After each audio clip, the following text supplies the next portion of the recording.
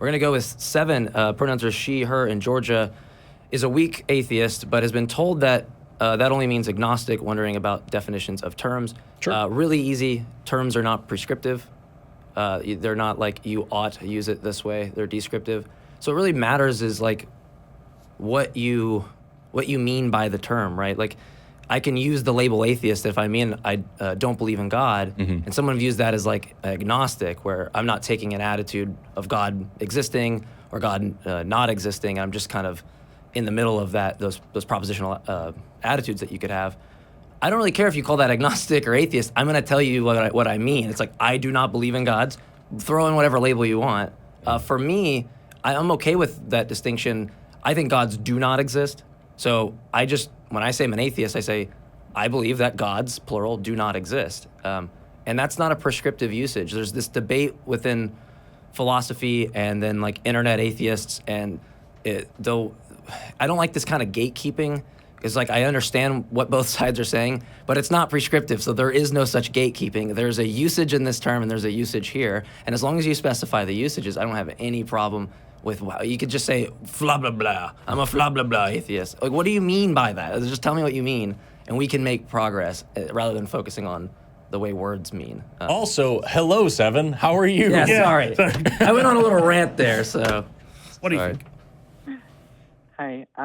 Yeah, this has been used quite often when talking to believers, pagans, even somewhat other secularists of sort, skeptics in particular. But I think it's used to pigeonhole a different concept. I've seen it used against me to dwindle my argument of atheism to a proclamation of like that I'm missing knowledge in particular by calling it agnostic, whereas they then go on to suggest, well, you just don't know, so you're just not smart enough yet. And that's been very problematic because like I think that's first off like not useful in the argument, but I also think it's disingenuous, and I'm just trying to find a way around it because it ends up becoming a semantic argument. And I don't want that argument. I wanted to talk with them about their beliefs. Yeah. So, like, if you really want to get into the semantics of it, agnosticism and atheism are not mutually exclusive categories. Atheism is simply, I don't believe that there is a God. Theism is simply, I do believe that there is a God. Agnosticism is this position of not being sure, not having the knowledge, and Gnosticism is being sure. So you can be a Gnostic atheist, I know for sure there isn't a God, or you can be an agnostic atheist, I don't believe that there is a God, but I also don't have any evidence in any way. And same thing with theism, I can be an agnostic theist, I'm pretty sure there's a God, but I don't know for sure, I haven't seen any proof, or a Gnostic theist, I know for sure that there is a God. At the end of the day, agnostic atheism is, in my opinion, the only way to do it. Yeah. But like the example that I usually give is, if I say that there's an elephant behind this wall right here, you have 3 options. You can say yes, therefore sure is, or no, therefore sure is not. Those 2 things both require evidence. They both require proof. You have to have something to back that up with. You have to check behind the wall. Or you can just say, I don't believe you.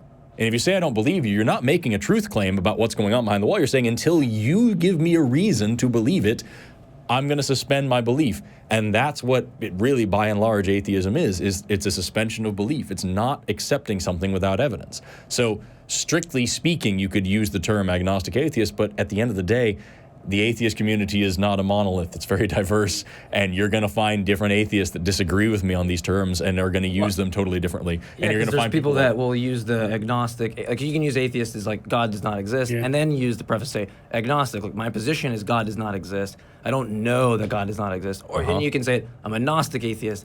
I know, and like my belief is true. Exactly. So when we use those terms, I'm happy to go, well, in that case, I'm an agnostic atheist because my belief is that gods do not exist. I can justify the position and show you why I think it's most likely. But to claim certainty, I don't claim certainty about anything other than my qualitative experience. So you're right. There's just several ways you can dissect it, which is why I'm like, what do you mean? And we can just make so much more progress because I don't want to gatekeep fucking words. Like, it's just so dumb to me. It sounds to me, Seven, like the people that are arguing with you are looking for a semantic reason to get out of having an actual discussion. Using agnostic as a pejorative. And I've heard and you've seen that technique. And I mean, I call myself an atheist just as a counter to that. It's like, no, I'm an atheist. Yeah, I don't know. But agnostic does not make me weaker in my position because I'm not making a truth claim. You're not going to bamboozle me out of this position by saying, well, you don't know. It's like, well, neither do you, actually, if you're honest about it. But if you think you know, please give me some evidence. Right. Thank you. Absolutely. So or just, Mike, you think naturalism is true? I'll defend it. Great. It's like whoever takes the burden is just who's making that claim, and I don't see why that we have to navigate through a bunch of language in order to go, look, you think this is true, either give me proof or raise the probability that it's true, or whatever. So, Seven, that's almost 6 solid minutes of words and what they mean. Does this help you at all? Well, it does give me a follow-up question, if I can ask it. By all means. So Gnosticism would be to knowledge, agnosticism would be the lack of knowledge, in just generalities. But shouldn't there be like a third subsect, or wouldn't there be a further definition required for a person? So if there's a person who let's talk about the bulk of knowledge available as well as the bulk of knowledge that is possible, right? One is one we know, one is one that we are still figuring out. Of those knowledge sets, if I'm Gnostic with the one that we know of, right? Like all of the claims that have come to me regarding this God claim have been funneled through logical reasoning, their evidentiary claims have been tested and peer reviewed, and it has been lacking through that. Like, what would that be called? Because it's not saying that you know that everything about that. Well, are you packing in certainty with knowledge? Well, not just uncertainty with it, but I guess the claim becomes from the opposer that, well, you just haven't learned something that you will eventually learn that will make you a believer. And I think that's disingenuous, because of the subset of all the claims that have been presented to me over the course of now 20 years, trying to defend Christianity and other religions in particular, they haven't been valid. They haven't been useful. And that's what word would that be? Because it's not Gnosticism, because I'm not suggesting that Well, it's going to depend on your notion of knowledge, because some people are fallibilists where you don't need certainty on justification, so it's doesn't require any notion about certainty. And there's somewhere you have to have certainty. I think that mistake is made. I think this mistake is made by a lot of theists and atheists. This is just my position, so don't throw tomatoes at me. Certainty doesn't have anything to do with knowledge. That's like a psychological state that you have. I can have knowledge that I ate breakfast and not be totally certain that I did. I don't. At least that my type. The way that I define knowledge isn't concerned with certainty in any way. It's concerned with justifying the belief or raising the likelihood that belief is true rather than not. If we can assess that in such a way. So it's going to depend, because you might have people who are in order to have knowledge, you have to have justification, which is certain. I think that's garbage, because then I have to know that I know, and then know that I know that I know. And then you get solipsism. Yeah, and I just deny what's called the KK principle, that you have to know what you know. So a lot of this, it matters on how you're defining knowledge in other terms, which is why I think that the whole thing is kind of fucked from the beginning, that you can have all these ways to do it, but it's not prescriptive in the first place, and you can avoid this by hey, this is just what I mean. Don't put me in a fucking box.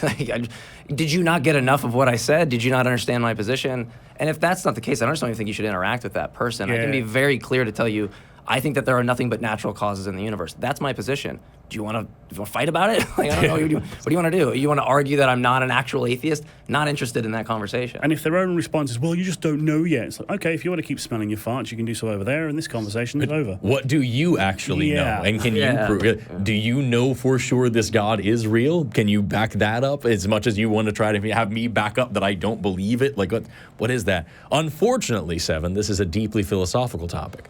And you'll get into the weeds and like different layers of isms and like how these old things. And you'll make no progress from what you thought you. Yeah. If you want to get into that, this is your dude for it over here, though. Jmike, that is his specialty. I'll say it this way: analytic philosophy has failed miserably at defining terms like knowledge. But. Okay. Well, this has been helpful. Thank you, Jmike. Thank you, Valkai. Oh, Forrest. Sorry. You can call me my last name. It's cool. I'm just this dude. It's funny because the entire like kind of pursuit of analytic philosophy is kind of like analyzing words, what we mean by them, the concepts. And Graham Oppie makes this really good point. He's like, look, analytic philosophers. Analytic philosophy has failed to define things like art. You know, like what is good, what is knowledge, what is beauty. But it doesn't follow that like we aren't tracking those concepts because we can't like put there's the floating definition. That's knowledge. Grab it real quick. Right. It's kind of like this mirage, I think, that a lot of people in analytic philosophy get into, where there isn't this settled dispute. You get three philosophers in a room, they probably won't even agree there's three philosophers in the room, and so we don't have this settled dispute. But I know that when what do you mean by that term? The terms that you're going to use to describe that are going to fall back into our like normal usage of talking, where there's not as much ambiguity, and I think you can make a lot of progress there.